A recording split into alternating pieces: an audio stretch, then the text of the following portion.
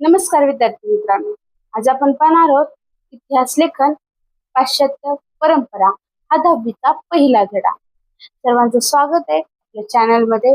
आज आपण इयत्ता 10वीचा पहिला धडा शिकणार आहोत. तर या धड्यामध्ये आपल्याला पाहायचे आहेत 4 मुद्दे.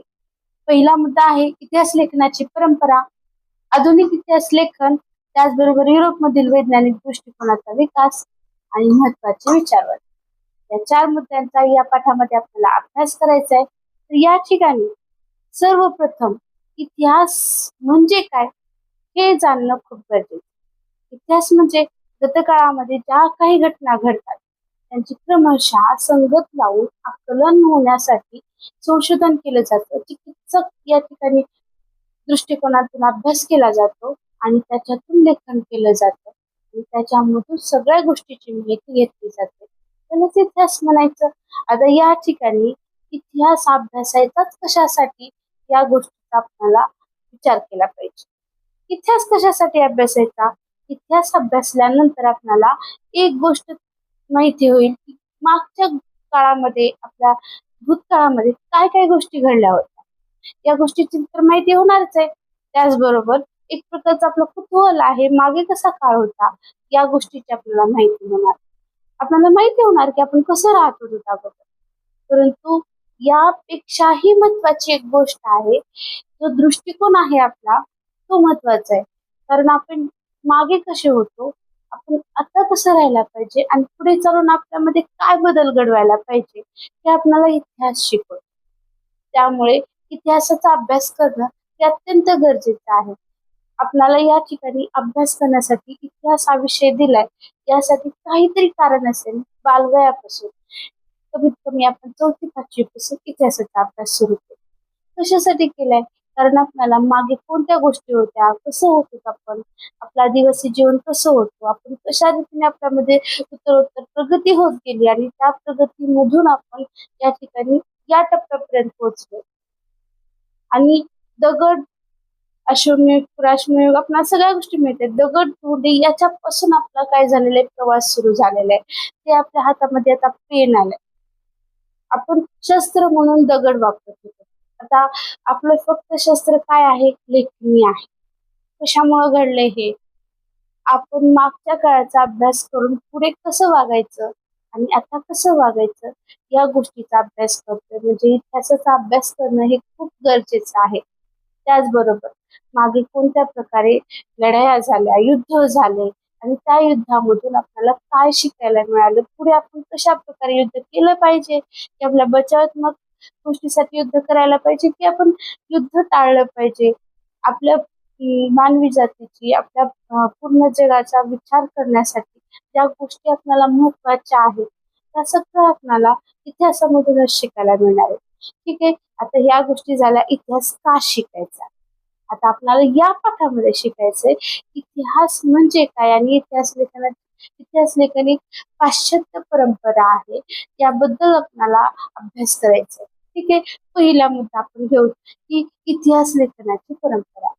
तर तुम्ही पहा या ठिकाणी इतिहास, उत्तरोत्तर इतिहासामध्ये कशा रीतीने प्रगती होत गेली. इतिहासामध्ये प्रगती होत गेली म्हणजे आपण सुरुवातीपासून जसे होतो तसेच आतापर्यंतच्या ज्या गोष्टी आहेत त्याच्यामध्ये आपल्या क्रमशः कशा रीतीने सगळ्या गोष्टी, घटना कशा घडल्या या सगळ्यांचं आकलन आणि अभ्यास करणं हे खूप गरजेचं वाटू लागलं माणसाला. म्हणून माणूस काय करू लागला, मागे काय घडलं ते पाहण्यासाठी अभ्यास करू लागला. आता इतिहासाचा अभ्यास करत असताना अगोदर विज्ञान हा विषय समोर घेऊ. ठीक आहे. विज्ञानाचा अभ्यास करत असताना आपण काय करत असतो, प्रयोग करत असतो. मग प्रयोग करत असताना या ठिकाणी काय होणार आहे, आपल्याला ऑक्सिजन असेल, कार्बन डायऑक्साईड असेल, नायट्रोजन असेल, या वायू, तर तसे काय कोणते केमिकल पदार्थ आहेत ते आपण एकत्रित करून काय करत असतो, त्याच्यामध्ये प्रयोग करत असतो आणि हे आपल्याला वारंवार गोष्टी करता येतात. परंतु एक गोष्ट लक्षात घ्या, या ज्या वारंवार गोष्टी एखाद्या सायंटिस्टनं केल्या त्या गोष्टी आपणही करू शकतो. समोर आपण प्रत्यक्षात डोळ्याने हा प्रयोग पाहू शकतो आणि सार्वत्रिक आणि सार्वकालिक या ठिकाणी काय होऊ शकतं, ही घटना आपल्याला वारंवार करता येते. हा झाला वैज्ञानिक दृष्टिकोन, विज्ञानचा अभ्यास, सायन्सचा अभ्यास. परंतु इतिहासचा अभ्यास करत असताना अशा गोष्टी होऊ शकत नाही. एकदा अफजल खानाने शिवाजी महाराजांशी युद्ध केलं आणि शिवाजी महाराजांनी अफजल खानाला ठार केलं. ही घटना झाली, परंतु आपण ही नाट्य स्वरूपामध्ये प्रेझेंट करू शकतो. परंतु ही प्रत्यक्ष आणि तीच घटना या ठिकाणी घडणं शक्य नाही. आणि तेच कॅरेक्टर म्हणजे तेच शिवाजी महाराज शूरवीर आणि योद्धे होते. त्यांनी गनिमी काव्याचा वापर केला आणि कशा रीतीने अफजल खानाला मारलं हे याचा आपण फक्त अभ्यास करू शकतो किंवा एखादं नाटक करू शकतो. ही गोष्ट आपण या ठिकाणी प्रत्यक्षात डोळ्याने नाही पाहू शकत. जसं की विज्ञानच्या संकल्पना आहेत, कन्सेप्ट आहेत, आपण डोळ्याने काय करू शकतो, प्रयोग करून पाहू शकतो. तसं इतिहासामध्ये होत नाही. आता अफजल खानासारखा क्रूर आणि बलाढ्य योद्धा परत या ठिकाणी तयार होईल ही, परंतु तेच कॅरेक्टर तीच गोष्ट आपल्या समोर घडेल असं नाही. आता अगोदर सारखं युद्ध आणि आताच युद्ध याच्यामध्ये जमीन आसमानचा फरक. ठीक आहे, म्हणजे या ठिकाणी आपण फक्त नाट्य स्वरूपामध्ये सगळ्या गोष्टी करू शकतो. या ठिकाणी त्याच्या इतिहासाचं लेखन करू शकतो, कशा घटना घडल्या याचा अभ्यास करू शकतो, परंतु या घटना घडणं शक्यच नाही. आता युद्धाच्या ज्या गोष्टी आहेत, शिवाजी महाराजांचं जे युद्ध होतं तलवारी सोबत होतं. त्या ठिकाणी बंदूक वगैरे नव्हत्या. आताचं युद्ध आणि अगोदरचं युद्ध कुठंपर्यंत येऊन पोहोचलोय आपण लक्षात घ्या.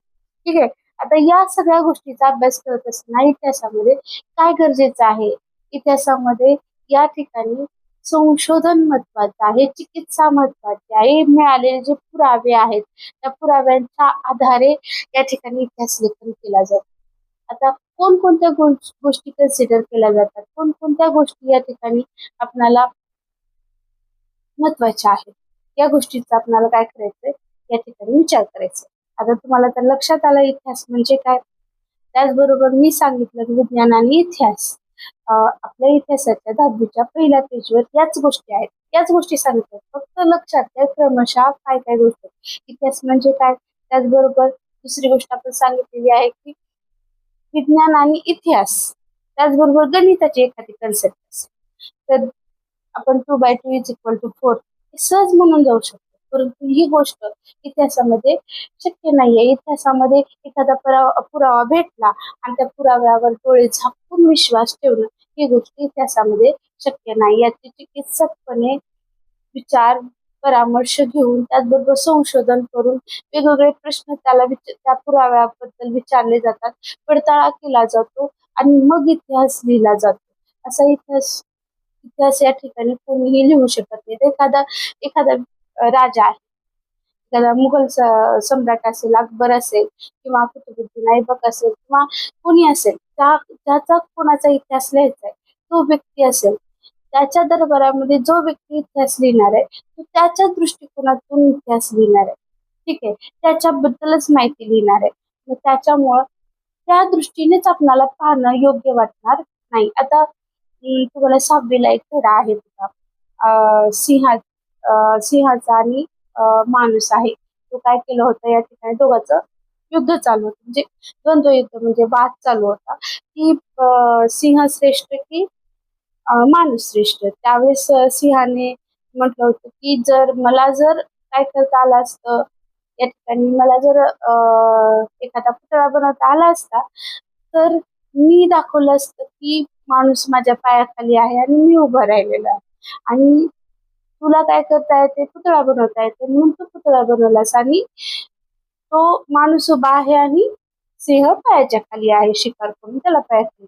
म्हणजे एखादी गोष्ट बनवताना किंवा इतिहास लिहिताना इतिहासकाराच्या दृष्टिकोनातून ते अवलंबून असतं की तो इतिहास कशा रीतीने सांगितला जातो. ठीक आहे, मग त्यामुळे इतिहासामध्ये ह्या गोष्टी अशक्य आहेत की जो पुरावा सापडलाय त्याच्यावरून आपण डायरेक्ट आपलं मत मांडणं हे शक्य नाही. इतिहास लेखन करत असताना खूप गोष्टींचा विचार केला जातो. पहिली गोष्ट आहे, एखादा आपल्याला जर पुरावा सापडला, तो एखादा कागद सापडला किंवा हस्तलिखित एखादी गोष्ट सापडली, तर त्या गोष्टीवर काय केलं जातं, या ठिकाणी अगोदर तो कागद कोणत्या प्रकारचा आहे हे पाहिलं जातं. कागद कोणत्या प्रकारचा आहे, कोणत्या काळातील आहे. मग आता तुम्हाला लक्षात घ्या, मागच्या काळामध्ये कागदावर लिहिलं जात नव्हतं. आता आपल्या वहीचे पेजचे कागद आहेत, परंतु हे कागद अगोदर वापरले जातात. अगोदर कोणते कागद वापरले जात होते? अगोदर भुर्जपत्रे, त्याचबरोबर झाडाचे पानं. भुर्जपत्रे म्हणजे झाडाची सालच असते एक प्रकारची. तशा प्रकारचे या ठिकाणी झाडांच्या साली असतात. त्या सालींना व्यवस्थित असं एक फ्लॅट केलं जातं व्यवस्थित आणि त्याच्यावरती लिहिलं जातं. अशा प्रकारच्या गोष्टी या ठिकाणी वापरल्या जातात. किंवा एखादे ताम्रपट आहे. तुम्हाला तर माहिती आहे इतिहासाची साधने आपण शिकलोय. ताम्रपट आहे. त्याच्यावर ताम्रपट म्हणजे एक तांब्याचा पत्रा असतो आणि त्याच्यावर असे कोरून लिहिलं जातं. ठीक आहे. त्याचबरोबर अशा काही गोष्टी ज्या सापडल्या असतात. शिलालेख आहेत म्हणजे दगडावरती लिहिलेलं असतं. या इतिहासाच्या साधनांचा काय केला जातो? चिकित्सक विचार करतो. ज्या गोष्टी आता ताम्रपट आहे. ते ताम्रपट कोणत्या ताम्र पाषाण युग अशा प्रकारचे जे काही युग आहेत त्याचा डिवायडेशन केलं जातं आणि ते डिवायडेशन करून त्या प्रकारे क्रमशः मांडणी करून इतिहासाची मांडणी केली जाते. कोणत्या काळात होतं हे? ज्या काळात होतं त्याच काळाचा विचार केला जातो. आता आपली वही आहे, एखाद्या वहीचं पेज आहे. त्यात आपण त्याच्यावर काहीतरी लिहिलं आणि कोणाला तर ते सापडलं, तर ते म्हणणार नाही हे खूप फार मोठ्या कालखंडातील आहे, फार मागच्या कालखंडातील आहे, असं म्हणलं जाणार नाही. हे तुम्हाला म्हटलं तरी आधुनिक काळातलं आहे. ठीक आहे. कोणत्या काळातलं आहे आपल्याला इतिहासाचं जे काही दस्तऐवज सापडेल, ज्या काही गोष्टी सापडतील त्याच्यावर अवलंबून असते. त्याचबरोबर त्यांच्यावर काय केले जाते शास्त्रीय पद्धतीने हे कोणत्या काळातील